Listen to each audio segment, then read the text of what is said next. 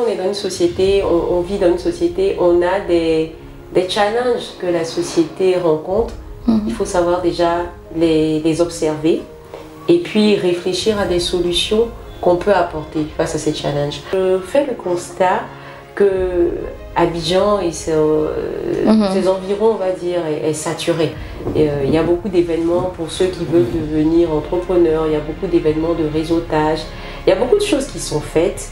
Et je constate qu'à l'intérieur du pays, il n'y en a pas. À partir de ce constat, je me dis les mêmes challenges qu'on vit, ceux de l'intérieur du pays les ont forcément. Au quotidien, on assiste à des célébrations de mariage, anniversaire, baptême et j'en passe.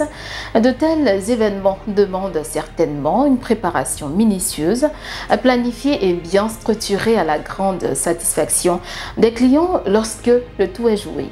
Le constat, cela profite à ces derniers et aux prestataires. Mais que gagne la société? Y a-t-il une valeur ajoutée à ces événements? C'est de cela que nous parlerons ce jour. Bonjour ou bonsoir, cela dépend justement de l'heure à laquelle vous regardez cette vidéo. Bienvenue.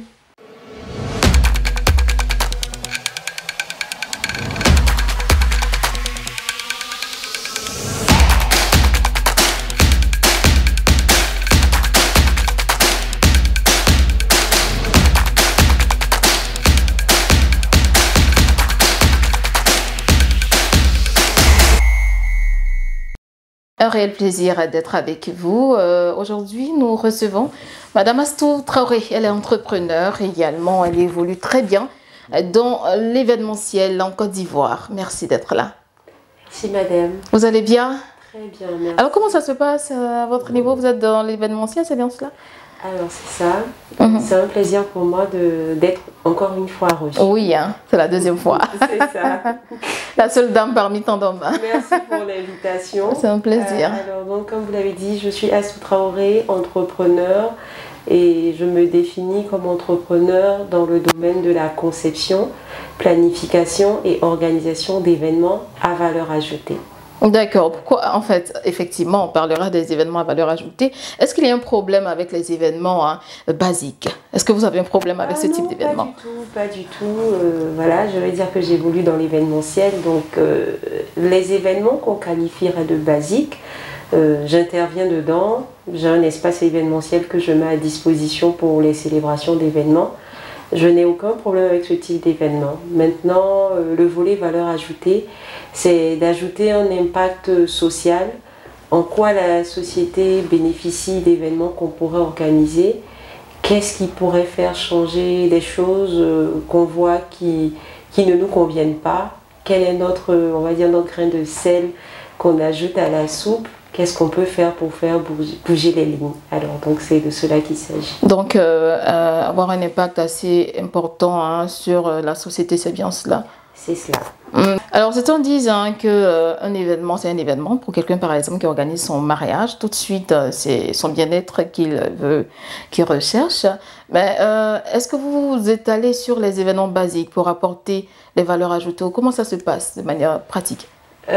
Bon, de manière pratique, si quelqu'un veut organiser son événement, c'est pour son propre plaisir, c'est pour célébrer, et on respecte cela. Donc, je pense que c'est un peu difficile dans un événement qu'on a qualifié en guillemets de basique, de pouvoir apporter cet impact social. Bien que, si on apporte de la joie à une communauté, de la joie par la bonne ambiance, bien manger, bien danser. Donc ça, c'est de la joie qu'on apporte, je veux dire que c'est un impact. Mais dans le cas d'événements en particulier dont je parle, c'est des événements qui, on va dire, qui règlent un problème ou qui apportent une solution à ce que la société rencontre comme challenge. Donc j'avais dit tout à l'heure dans ma présentation que je fais de la conception, c'est ça. Planification et organisation d'événements à valeur ajoutée. Donc je peux bien concevoir un événement pour une célébration classique, mais je peux aussi réfléchir sur des challenges qu'on vit dans nos sociétés, que certaines communautés ou bien certains types de personnes vivent, et puis apporter des solutions. Est-ce que vous voulez dire qu'il faut prioriser pour toutes ces personnes qui sont justement dans l'événementiel, il faut prioriser ces événements à valeur ajoutée? Bon, je dis pas prioriser parce que selon, je vais dire, chacun fait selon, entre guillemets, son appel, selon ce qu'il sent qu'il doit faire, ce qu'il doit apporter à la société. Je dis pas prioriser, je dis si quelqu'un ressent le besoin, comme moi je le sens, d'apporter quelque chose, d'avoir un impact social à travers les événements, qu'il le fasse. Si ce n'est pas le cas, il y a toujours un impact dans tous les cas, parce que quand on fait un événement, quand on a un mariage réussi, un baptême, un anniversaire, la personne dont c'est l'événement est satisfaite, sa famille, ses invités, donc il y a forcément un impact. Maintenant, prioriser, c'est en fonction de ce qu'on ressent, ce qu'on trouve comme, on va dire, mission, en fonction de sa mission. Alors, je souhaite qu'on revienne sur, on va dire, l'importance des événements à valeur ajoutée. On va les déplier avec vous. Allez-y. Alors, l'importance, je veux dire déjà qu'on est dans une société, on vit dans une société, on a des challenges que la société rencontre. Il faut savoir déjà les observer et puis réfléchir à des solutions qu'on peut apporter face à ces challenges. Donc pour ma part, depuis on va dire 2 ans, je constate que je suis entrepreneur, hein, oui, justement, au départ. Donc l'entrepreneuriat, c'est d'apporter une solution à une cible qui aurait besoin de la solution qu'on propose. C'est ça. Pour ma part, je fais le constat que Abidjan et ses environs, on va dire, est saturé.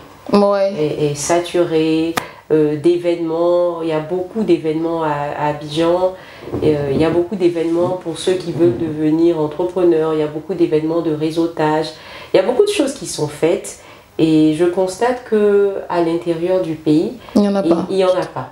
D'accord. Voilà. Donc, à partir de ce constat, je me dis les mêmes challenges qu'on vit, ceux de l'intérieur du pays les ont forcément. Et encore, je veux dire, c'est une population où il y a plus à apporter et je veux dire, il y a plus de demandeurs. Vous orientez les entrepreneurs, hein. Ils iront effectivement bientôt là-bas. Les entrepreneurs à se déployer. C'est ça le développement du pays aussi. La Côte d'Ivoire, ce n'est pas seulement qu'Abidjan. Je les encourage à se déployer dans les autres villes. Et je crois même que le gouvernement encourage cela parce qu'il y a un plan d'investissement qui permet d'avoir des réductions d'impôts et plusieurs avantages fiscaux pour les investissements qui se font dans les régions hautes qu'Abidjan. Voilà. Donc je disais que j'ai privilégié la découverte des villes de l'intérieur du pays, non seulement par curiosité, par amour du tourisme, par amour de rencontrer des populations avec leur culture, avec leurs challenges, leur réalité, et de partager. Donc cette année, je suis partie comme ça à Korogo, je suis partie à Mans, à la rencontre des populations, à la rencontre des femmes, à la rencontre des jeunes. Et comme activité, j'ai développé un concept que j'ai appelé J'active. D'accord. Donc J'active, c'est...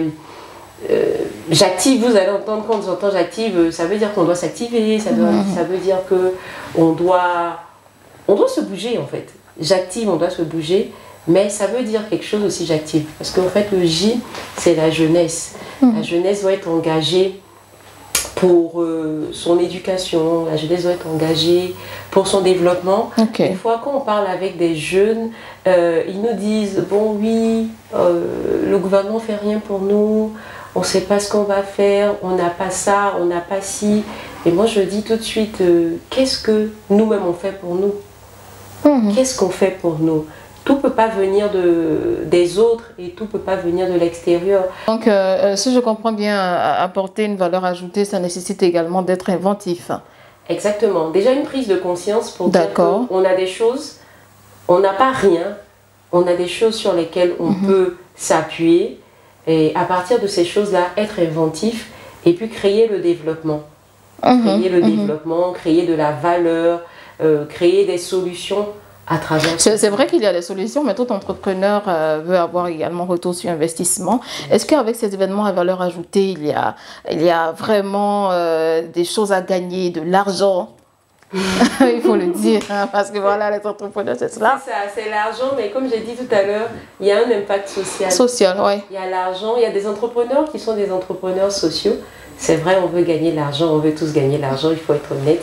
Mais il y a aussi la satisfaction morale, il y a aussi le bien-être et l'impact qu'on ajoute aux sociétés. Donc pour donner un exemple de J'Active, par exemple, J'Active qui est une activité de l'association Shine Africa que je fais conjointement avec mon rôle d'entrepreneur. Shine Africa est une association et on appelle des entrepreneurs ou des investisseurs à venir encadrer cette activité.